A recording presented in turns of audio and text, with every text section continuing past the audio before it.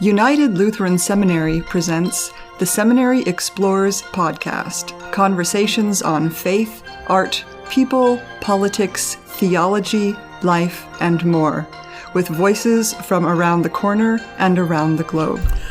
Good day. My name is Nelson Strobit, and welcome to the Seminary Explores. Today, my guest is Dr. Elizabeth Vitti, who is Professor Emeriti of French Language and Literature from Gettysburg College, and who's also in the Department of Women, Gender, and Sexuality program. Correct? Yes. Okay, good. I'm going to jump right into it, and we're going to be discussing in the next few minutes a woman of great renown in the 20th century, and that is Simone de Beauvoir. Right, and for those I'm going to ask, who is or who was Simone de Beauvoir? Simone de Beauvoir is probably the most celebrated French feminist, and American feminists hold her in very high esteem. She did not call herself a feminist until later in life. She was born in 1908, so well before the second wave of feminism, well before the term was used. But her text, The Second Sex, is probably the most influential of all texts that serve the second wave of feminism in the United States and in France as well. Right. Okay. Her name comes up, in various circles. But what reason do you think that she continues to be an important person in the 21st century?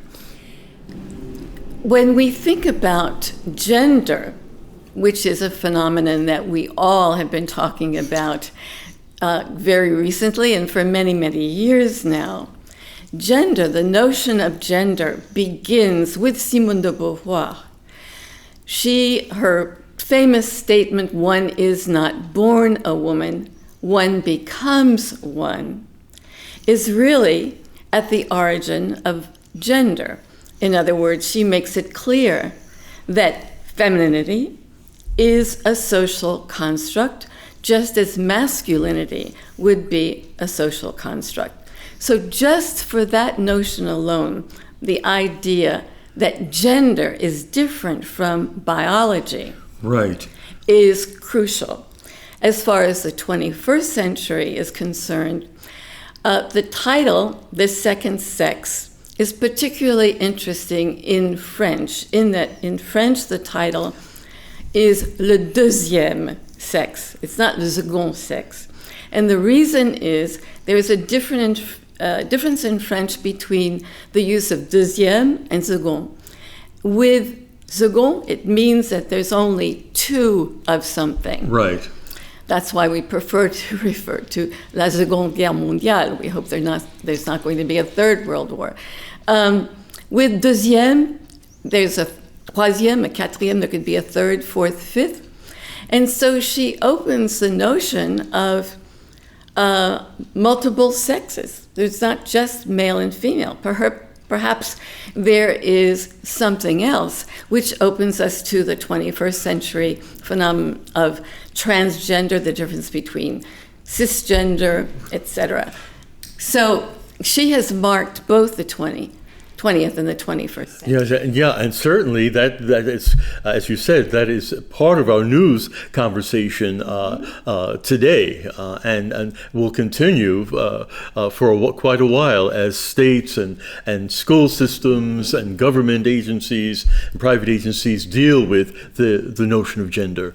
Well, I think I had to fill out a form for an X-ray recently, and it asks your gender at birth and your gender now. Oh. Yes. So even medical forms, governmental forms of all types are making this distinction. Exactly. I want to press you a little bit further on with Simone de Beauvoir and ask you, how did you become interested in this writer, philosopher, etc.? I was thinking about that because when I was in grad school, the late 70s, early 80s, I was at NYU. There was no feminist approach to literature in the French department at NYU. So I wasn't introduced to it there. But in 1985, I went to an NEH summer seminar that was devoted to feminist theory. And so that really launched my interest in feminism in all its forms, French feminism in all its forms. And of course, she is key. But she is much more appreciated in the United States than Beauvoir is in France. Oh, really? Yes. Could you explain that? Well, I think the French have a very difficult time getting away from l'éternel féminin, this notion that there is some feminine essence. You know, think about that well-worn expression, vive la différence. So, long live difference between men and women. So just as I always think about how Americans have a difficult time with weapons and trying to get away from guns, we always think that the latest tragedy is going to somehow move our attitudes in America towards guns. The same is true in France with sexual harassment, with the relationship between men and women. So Beauvoir has simply not had the impact in France as she has in the US. And it could be just the fact that she is French and the French don't appreciate her the way they may appreciate someone from another country. Right, exactly. For example, there was no effort to save her apartment. After she died, her adopted daughter, Sylvie Le Bon de Beauvoir, didn't think about saving it. Those of us who admire her would love to have visited. I mean, there's so many places in Paris that are monuments classés. Yeah, right. Because of so-and-so lived there, but she was not treated in the same way. Okay. There are two places in Paris where she is recognized. La Passerelle, that goes over the Seine by the new Bibliothèque Nationale, and then Boulevard Saint-Germain, right in front of Le Café aux Deux Magots, there is a street sign, Sartre Beauvoir. Oh, okay. Yeah, it's interesting the difference in how we treat intellectuals in our countries, the United States or in France or in Europe in general. For those in our listening audience who might be curious about finding out more about this personality, where would you suggest that they begin? Well, of course, her favorite book, and the most well-known, is The Second Sex. She was, as I said, that was her favorite book. Now, I don't necessarily suggest that you read the entirety, but certainly read the introduction to The Second Sex, because it reflects the lens through which she's going to be looking at the role of women in society. That is existentialism. She makes that very clear in the introduction. And also what would be particularly fascinating to Americans is it reflects her first visit to the United States in 1947.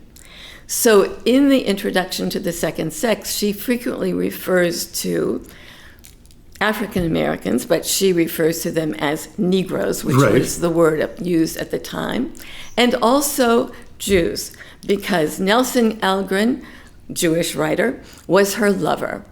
And yes, and they remained lovers for many, many, many years. So she compares women, the way they are treated, to the way African Americans are and the way Jews are. Okay. So for Americans, it's particularly interesting from that perspective. Exactly, and certainly both groups continue to deal with the struggle of identity in these United States, and again, she's very sensitive to that. I find that interesting about her life. Yes. The other thing. one thing that puzzles me, and perhaps you might have some idea, she abandoned her Roman Catholic religious tradition as a teenager. Particularly, she was very critical as a teenager of the prescribed bourgeois Catholic role of woman, as she saw it. But I'm thinking did she really totally abandon that role in connection with her relationship with Jean-Paul Sartre? I just wonder whether... Well... She had she was second place. Well, I need to talk about both Sartre and Nelson Algren in that respect. But I'll begin with Sartre and Beauvoir.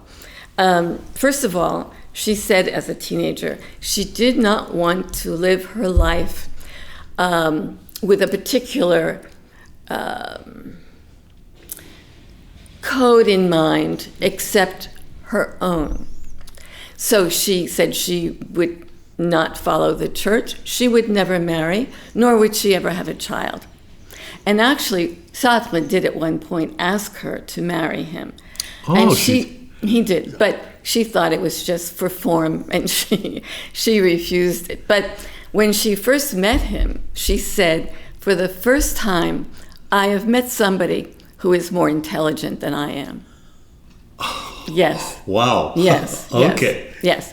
And when they graduated from the Sorbonne, they both were brilliant in their agrégation, in their oral exams, and it was a difficult decision whether she was number one in the class or whether he was. But the fact that he was from l'École Normale Supérieure, from une grande école, one of the Ivy Leagues of France, if you will. Exactly. Gave him the little extra push. Oh, okay. Yes. But in their relationship, which was a lifelong relationship, they knew that as far as love interest was concerned, there'd be many other people. That their relationship, in fact, she said, Sartre was not a particularly good lover. She felt that Algren was really she had many, many lovers, but probably Nelson Algren, more than any of the other lovers, was most important in her life. In fact, when she was buried wearing a ring that Nelson Algren had given her, and she had never taken it off. So Sartre was always her intellectual mate. No one ever took that place. That was his alone. And so they had this open relationship. Oh, absolutely, both of them. There was no well, I don't know, maybe there was some jealousy involved from time to time. She was only human, as was he. But that was the agreement. And when I hear that, I'm thinking about the 60s in the United States, where things were opening up, you know, but they were doing this decades before. Yes, yes. Now, with Nelson Algren, there you find a more traditional role for Beauvoir. Oh, really? Oh, yes. It can be quite breathtaking. If you read the letters that they wrote to one another, and she said things in her letters such as, I'll mop the floor for you, I'll cook for you, I'll be your wife forever. Yes, yes. Which again, for me, reverts back to her days as a believer, you know, and the bourgeois role that I guess her parents had expected her to take. Well, her mother was a very devout Catholic. Her father was not. Nonetheless, they were both very conservative. And, for example, he never wanted her to read Colette because he felt that Colette was much too much of a free thinker, and her women were not role models that he wanted Beauvoir to discover. But Colette, by the way, is cited in The Second Sex more than any other writer. Oh. Yes. Beauvoir felt that Colette really captured better than anyone else female experience. Oh, yes. Indeed. And, you know, people have asked me when I talk about her relationship with Algren, are you disappointed in her? when you read her love letters. And I'm not, because no one is a monolith, and no one who calls herself a feminist can adhere to that very strict role. Right. 24 hours a day throughout a lifetime. She was just very much in love. Okay. You've mentioned several times feminism, and you mentioned that she did not call herself a feminist, even though The Second Sex was written in 1949, and it wasn't until later that she adapted or identified as a feminist. Could you?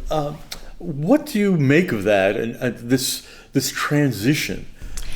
Well, when she wrote The Second Sex, she just simply wanted to explore the role of women in society. She spent 3 years researching it. She read everything she could get her hands on with regard to women. Now, you also have to remember that French women didn't get the vote until 1944. So it was a very different society from American society in that respect. And also, feminism wasn't a term used when The Second Sex came out.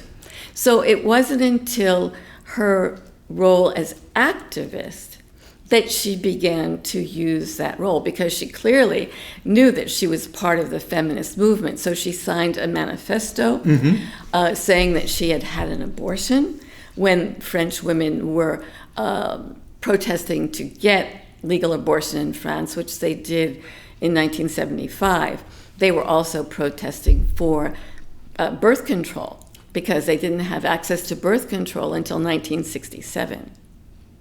Oh. Yeah, so you can see it was a different time, a different era. In France. And in some sense, she spearheaded or was very influential in the changes that took place, throughout the country. Absolutely. And so when women were out on the streets protesting X, Y, and Z, she was out there with them. But that didn't happen until much later in her life. Remember, she was born in 1908 and died in 1986. So she was, in her 60s, 70s, when the feminist movement in France was taking place. As you reflect on her life and your research on her work, what do you feel is Simone de Beauvoir's legacy? Again, I have to come back to the notion of gender. We can't get away from it. And to think that she is the one who launched that discussion with her famous sentence. Yes. And by the way, that sentence doesn't appear until about midway through the first volume of The Second Sex, because it's in the section devoted to childhood. So she begins by pointing out that no female is born a woman. It's a social construct that is imposed on her. And in fact, one of the reasons that I loved Annie Ernaux was that she made that social constraint very clear in her novels. Very clear. Okay. And she cites Beauvoir. For example, in The Frozen Woman, La Femme Gelée, she cites Beauvoir and the impact Beauvoir had on her when she was a university student in the 60s. So you see, it really is until the 60s, at the earliest, that The Second Sex is beginning to have a real impact in France. And in the States as well, because the translation didn't come out until 1953. So we can't get away from The Second Sex. I mean, as far as she wrote so many things. She was obviously a philosopher, so she wrote essays that had a philosophical bent, political essays, memoirs. She wrote one play. So she wrote all the time. She wrote about her own life all the time. So She wrote a book about old age, which I have on my shelf and I've not read yet. I'm putting it off. She wrote La Cérémonie des Adieux. She wrote about, this was about the last 10 years of Sartre's life. And she did not spare him at all. She described in vivid detail all of the unfortunate aspects of growing old.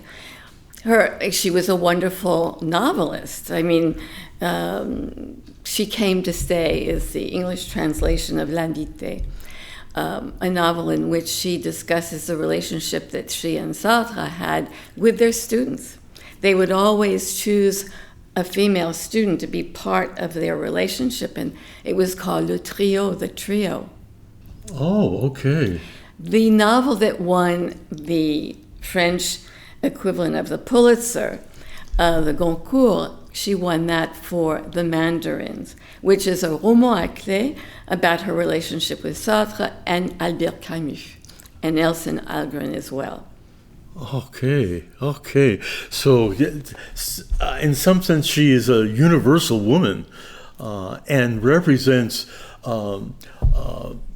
the recognition of woman as person. Absolutely, and there's something for everyone. Indeed. Yes. Well, I can't believe our time has run out, but I want to thank you for bringing this Simone de Beauvoir out of the closet into our thinking and reflection. Oh, you're most welcome. I enjoyed it immensely. Okay. Thank you. My guest today has been Dr. Elizabeth Vitti, who is a Professor Emeriti of French Language and Literature at Gettysburg College. For the Seminary Explorers, this is Nelson Strobert. Have a good day.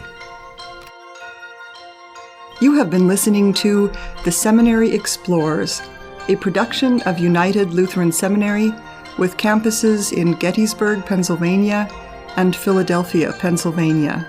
We invite you to visit our website at unitedlutheranseminary.edu.